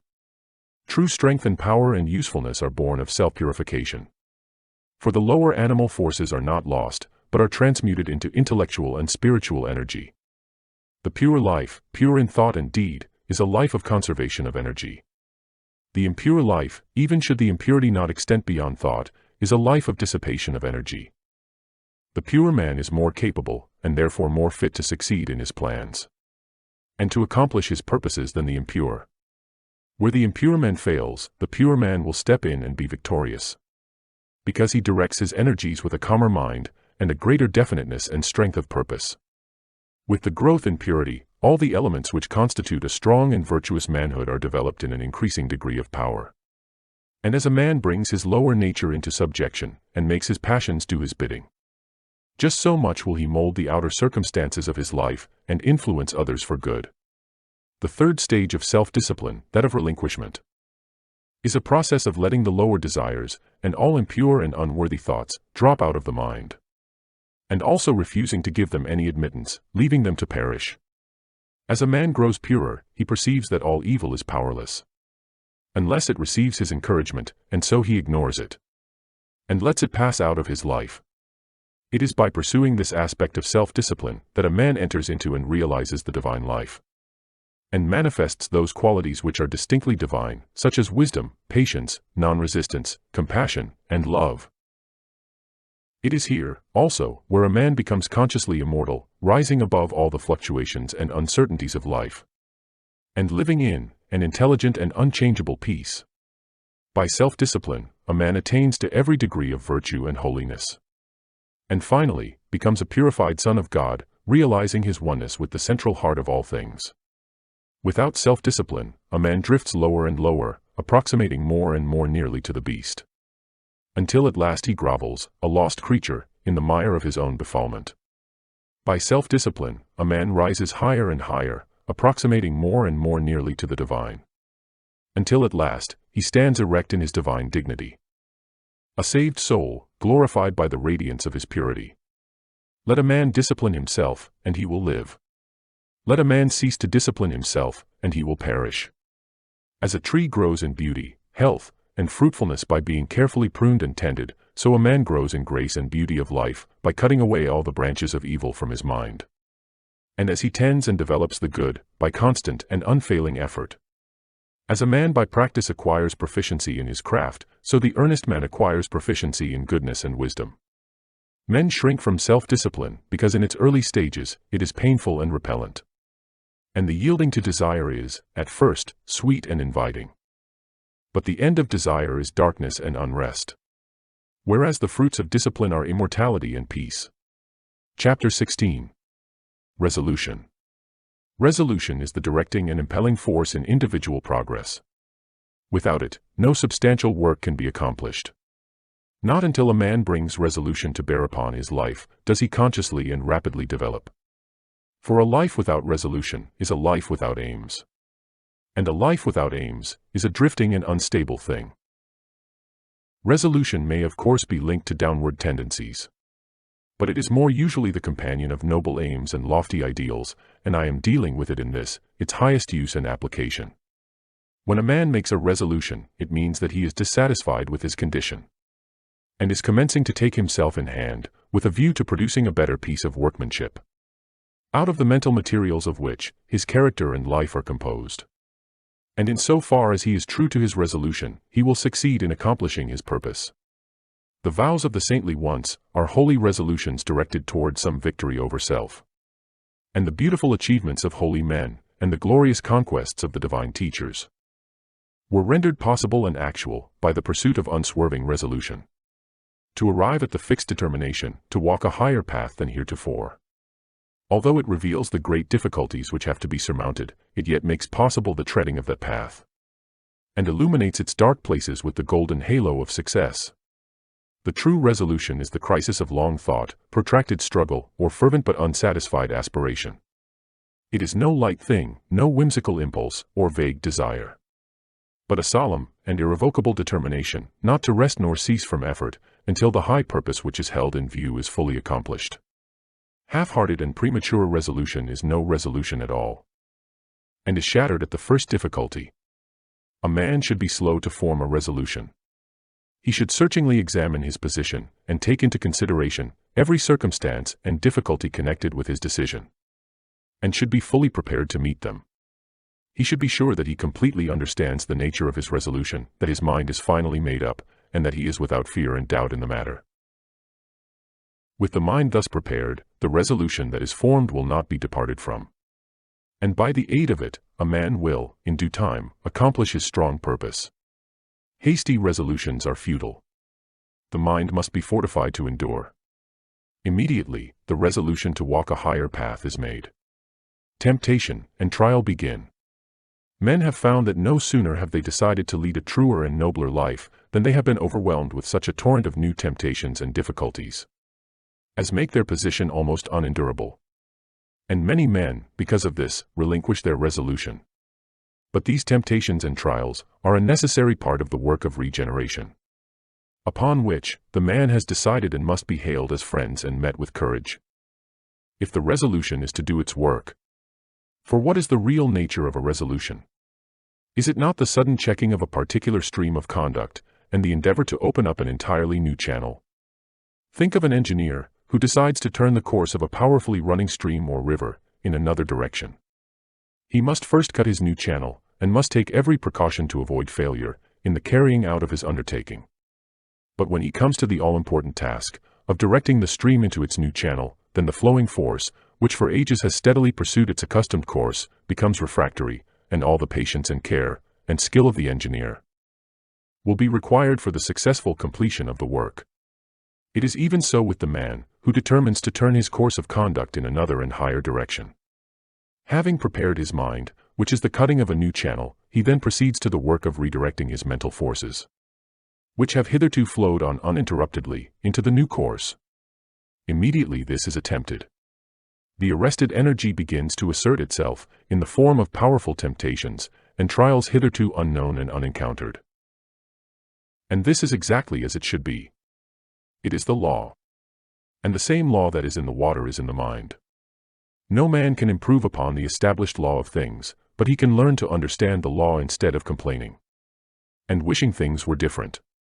The man who understands all that is involved in the regeneration of his mind will glory in tribulations, knowing that only by passing through them can he gain strength, obtain purity of heart, and arrive at peace. And as the engineer at last, perhaps after many mistakes and failures, succeeds in getting the stream to flow on peacefully, in the broader and better channel, and the turbulence of the water is spent, and all dams can be removed, so the man of resolution at last succeeds in directing his thoughts and acts into the better and nobler way to which he aspires. And temptations and trials give place to steadfast strength and settled peace. He whose life is not in harmony with his conscience, and who is anxious to remedy his mind and conduct in a particular direction, let him first mature his purpose by earnest thought and self-examination. And having arrived at a final conclusion, let him frame his resolution. And having done so, let him not swerve from it. Let him remain true to his decision, under all circumstances. And he cannot fail to achieve his good purpose. For the great law ever shields and protects him who, no matter how deep his sins, or how great and many his failures and mistakes, has, deep in his heart, resolved upon the finding of a better way. And every obstacle must at last give way before a matured and unshaken resolution. Chapter 17. The Glorious Conquest. Truth can only be apprehended by the conquest of self. Blessedness can only be arrived at by overcoming the lower nature. The way of truth is barred by a man's self. The only enemies that can actually hinder him are his own passions and delusions. Until a man realizes this and commences to cleanse his heart, he has not found the path which leads to knowledge and peace. Until passion is transcended, truth remains unknown. This is the divine law. A man cannot keep his passions and have truth as well. Error is not slain until selfishness is dead. The overcoming of self is no mystical theory, but a very real and practical thing. It is a process which must be pursued daily and hourly, with unswerving faith and undaunted resolution, if any measure of success is to be achieved. The process is one of orderly growth, having its sequential stages, like the growth of a tree. And as fruit can only be produced by carefully and patiently training the tree, even so the pure and satisfying fruits of holiness can only be obtained by faithfully and patiently training the mind in the growth of right thought and conduct. There are 5 steps in the overcoming of passion, which includes all bad habits and particular forms of wrongdoing, which I will call repression, endurance, elimination, understanding, victory. When men fail to overcome their sins, it is because they try to begin at the wrong end. They want to have the stage of victory without passing through the previous 4 stages. They are in the position of a gardener who wants to produce good fruit without training and attending to his trees. Repression consists in checking and controlling the wrong act, such as an outburst of temper, a hasty or unkind word, a selfish indulgence, etc., and not allowing it to take actual form. This is equivalent to the gardener nipping off the useless buds and branches from his tree. It is a necessary process, but a painful one. The tree bleeds while undergoing the process, and the gardener knows that it must not be taxed too severely. The heart also bleeds when it refuses to return passion for passion, when it ceases to defend and justify itself. It is the process of mortifying the members of which St. Paul speaks. But this repression is only the beginning of self-conquest. When it is made an end in itself, and there is no object of finally purifying the heart, that is a stage of hypocrisy, a hiding of one's true nature, and striving to appear better in the eyes of others than one really is. In that case, it is an evil, but when adopted as the first stage toward complete purification, it is good. Its practice leads to the second stage, of endurance or forbearance, in which one silently endures the pain which arises in the mind when it is brought in contact with certain actions and attitudes of other minds toward one. As success is attained in this stage, the striver comes to see that all his pain actually arises in his own weaknesses, and not in the wrong attitudes of others toward him. These latter being merely the means by which his sins are brought to the surface and revealed to him. He thus gradually exonerates all others from blame in his falls and lapses of conduct, and accuses only himself, and so learns to love those who thus unconsciously reveal to him his sins and shortcomings. Having passed through these 2 stages of self-crucifixion, the disciple enters the third, that of elimination, in which the wrong thought which lay behind the wrong act is cast from the mind immediately it appears. At this stage, conscious strength and holy joy begin to take the place of pain. And the mind having become comparatively calm, the striver is enabled to gain a deeper insight into the complexities of his mind, and thus to understand the inception, growth, and outworking of sin. This is the stage of understanding. Perfection in understanding leads to the final conquest of self. A conquest so complete that the sin can no more rise in the mind, even as a thought or impression. For when the knowledge of sin is complete, when it is known in its totality, from its inception as a seed in the mind, to its ripened outgrowth, as act and consequence, then it can no more be allowed a place in life, but it is abandoned forever. Then the mind is at peace. The wrong acts of others no longer arouse wrong and pain in the mind of the disciple. He is glad and calm and wise. He is filled with love, and blessedness abides with him. And this is victory. Chapter 18. Contentment in activity. The confounding of a positive spiritual virtue or principle with a negative animal vice is common amongst writers even of what is called the advanced thought school. And much valuable energy is frequently expended in criticizing and condemning, where a little calm reasoning would have revealed a greater light, and led to the exercise of a broader charity. The other day, I came across a vigorous attack upon the teaching of love. wherein the writer condemned such teaching as weakly, foolish, and hypocritical. Needless to say, that which he was condemning as love was merely weak sentimentality and hypocrisy. Another writer, in condemning meekness, does not know that what he calls meekness is only cowardice, while another, who attacks chastity as a snare, is really confusing painful and hypocritical restraint with the virtue of chastity. And just lately, I received a long letter from a correspondent who took great pains to show me that contentment is a vice, and is the source of innumerable evils. That which my correspondent called contentment is, of course, animal indifference. The spirit of indifference is incompatible with progress, whereas the spirit of contentment may, and does, attend the highest form of activity, the truest advancement and development. Indolence is the twin sister of indifference, but cheerful and ready action is the friend of contentment. Contentment is a virtue which becomes lofty and spiritual in its later developments, as the mind is trained to perceive, and the heart to receive the guidance, in all things, of a merciful law. To be contented does not mean to forego effort. It means to free effort from anxiety. It does not mean to be satisfied with sin and ignorance and folly, but to rest happily in duty done, work accomplished. A man may be said to be content to lead a groveling life, to remain in sin and in debt. But such a man's true state is one of indifference to his duty, his obligations, and the just claims of his fellow men. He cannot truly be said to possess the virtue of contentment. He does not experience the pure and abiding joy, which is the accompaniment of active contentment.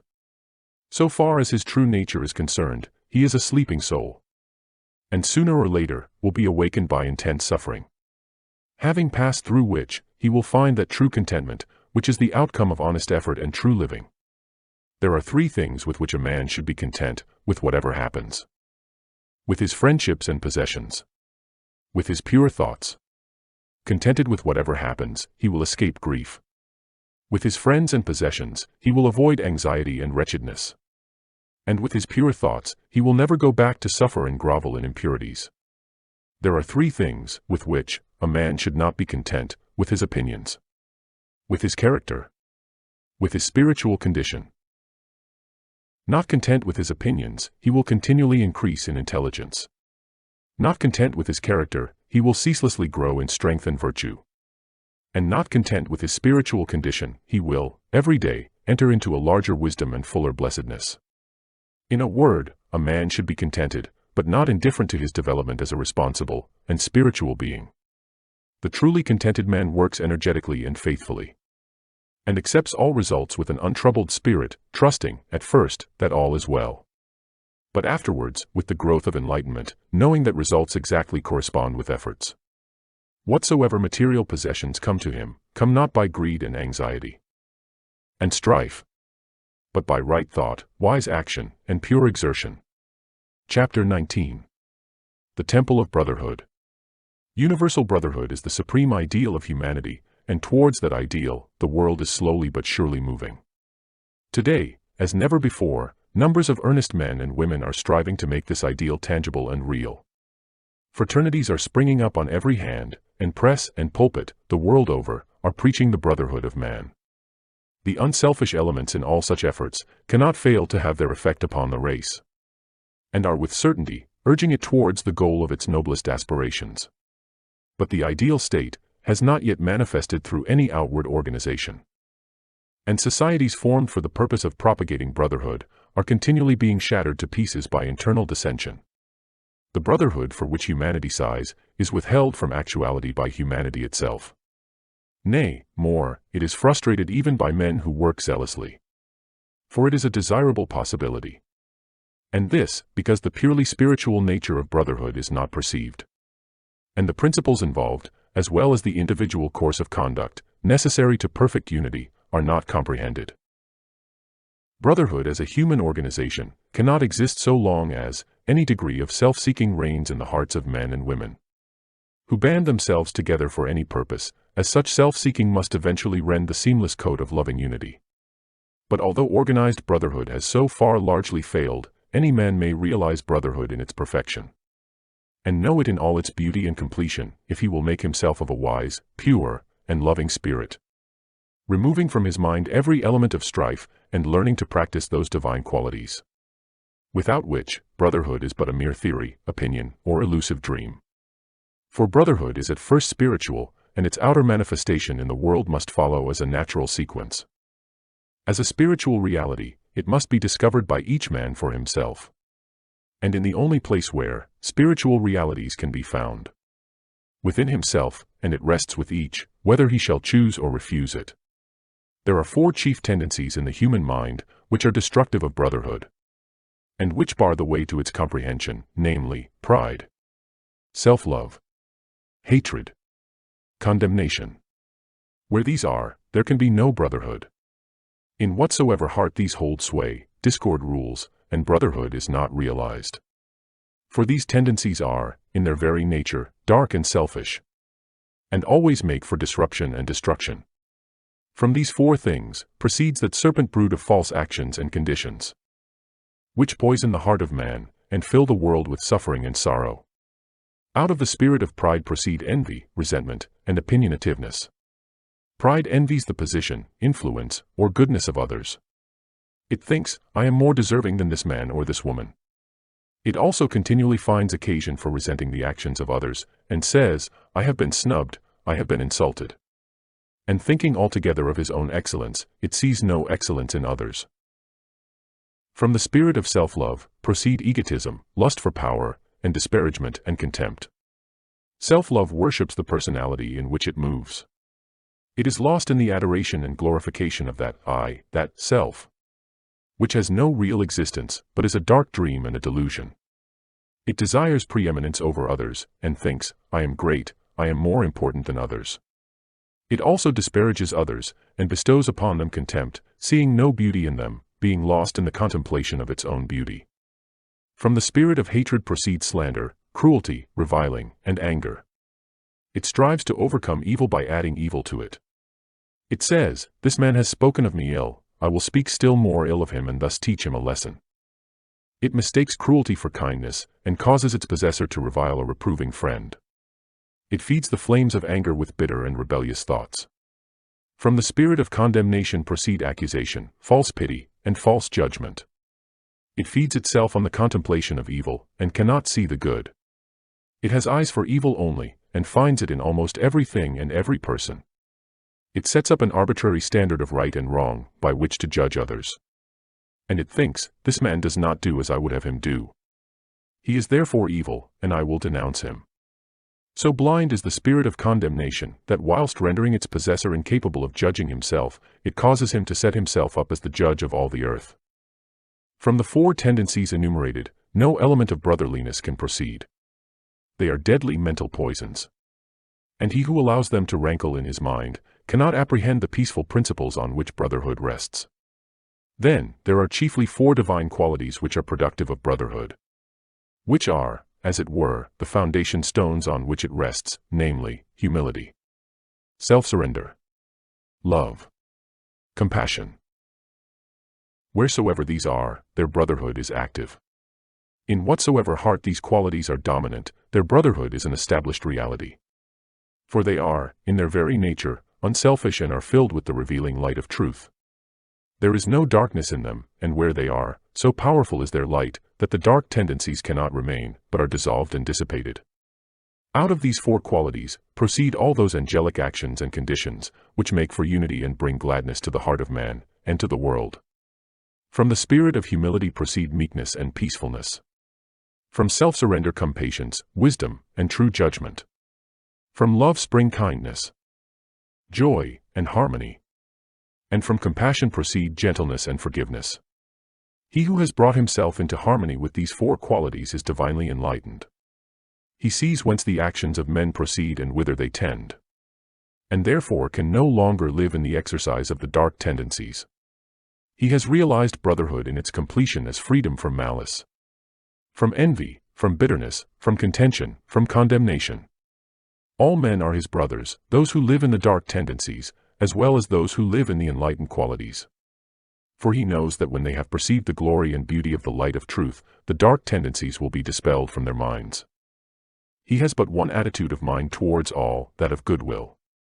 Of the four dark tendencies are born ill will and strife. Of the four divine qualities are born goodwill and peace. Living in the four tendencies, a man is a strife producer. Living in the four qualities, a man is a peacemaker.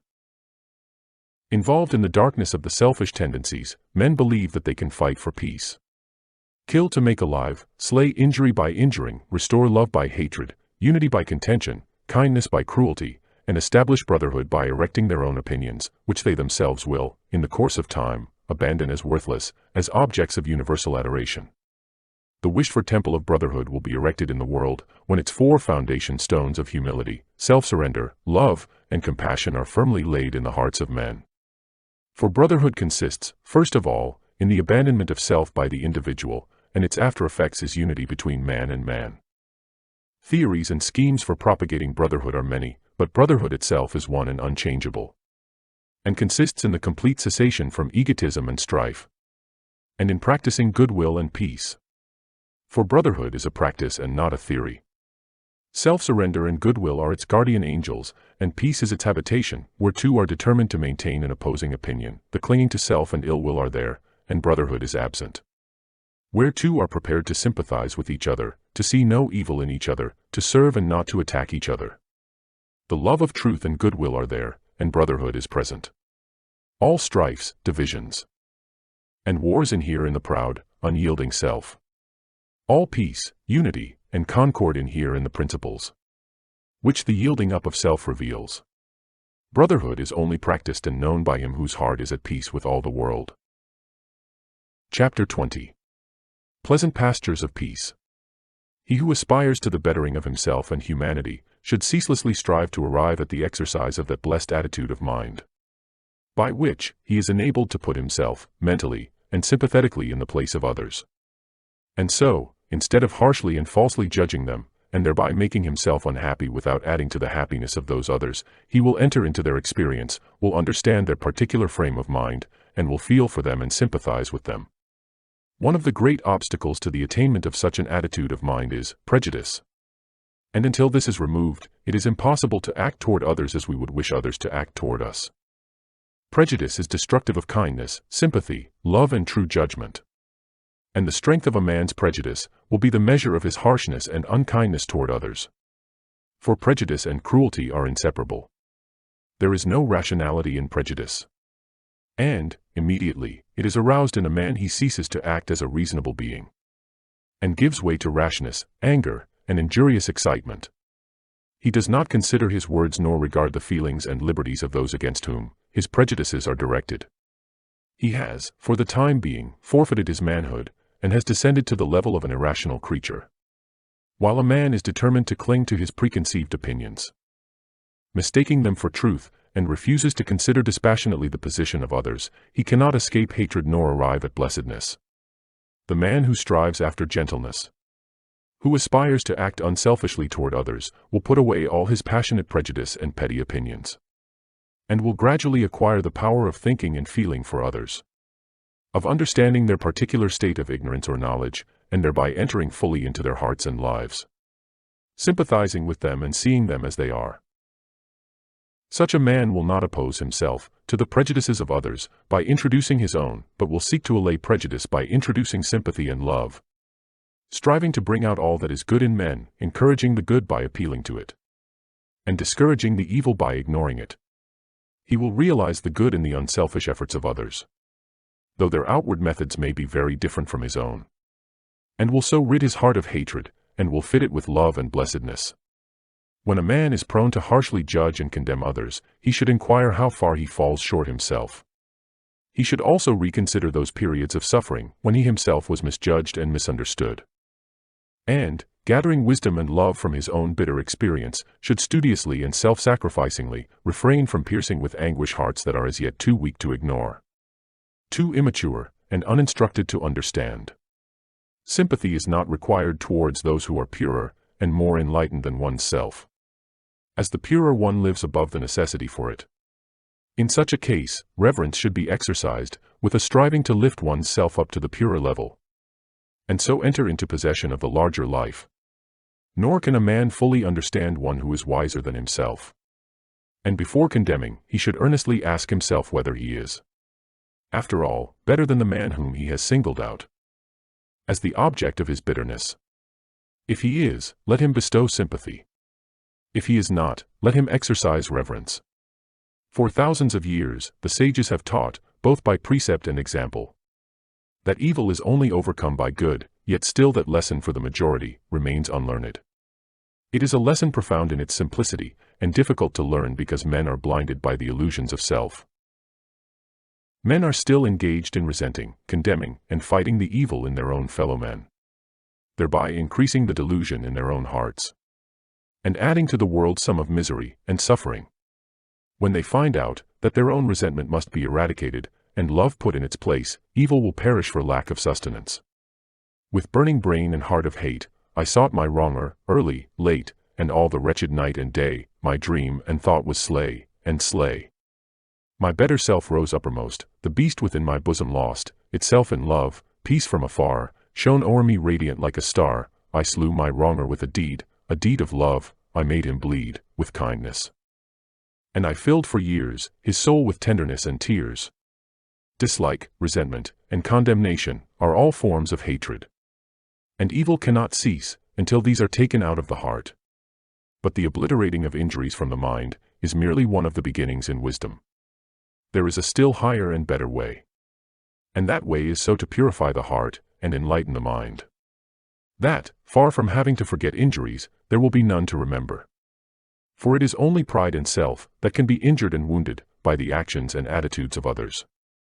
And he who takes pride in self out of his heart can never think the thought, I have been injured by another, or I have been wronged by another. From a purified heart proceeds the right comprehension of things. And from the right comprehension of things proceeds the life that is peaceful, freed from bitterness and suffering, calm and wise. He who thinks, this man has injured me, has not perceived the truth in life, falls short of that enlightenment which disperses the erroneous idea of evil as a thing to be hatefully resented. He who is troubled and disturbed about the sins of others is far from truth. He who is troubled and disturbed about his own sins is very near to the gate of wisdom. He in whose heart the flames of resentment burn cannot know peace nor understand truth. He who will banish resentment from his heart will know and understand. He who has taken evil out of his own heart cannot resent or resist it in others. For he is enlightened as to its origin and nature, and knows it as a manifestation of the mistakes of ignorance. With the increase of enlightenment, sin becomes impossible. He who sins does not understand. He who understands does not sin. The pure man maintains his tenderness of his heart toward those who ignorantly imagine they can do him harm. The wrong attitude of others toward him does not trouble him. His heart is at rest in compassion and love. Blessed is he who has no wrongs to remember, no injuries to forget, in whose pure heart no hateful thought about another can take root and flourish. Let those who aim at the right life, who believe that they love truth, cease to passionately oppose themselves to others, and let them strive to calmly and wisely understand them. And in thus acting toward others, they will be conquering themselves. And while sympathizing with others, their own souls will be fed with the heavenly dews of kindness, and their hearts be strengthened and refreshed in the pleasant pastures of peace. End of Above Life's Turmoil by James Allen. Kindly subscribe for more audiobooks. Thanks and wish you the best.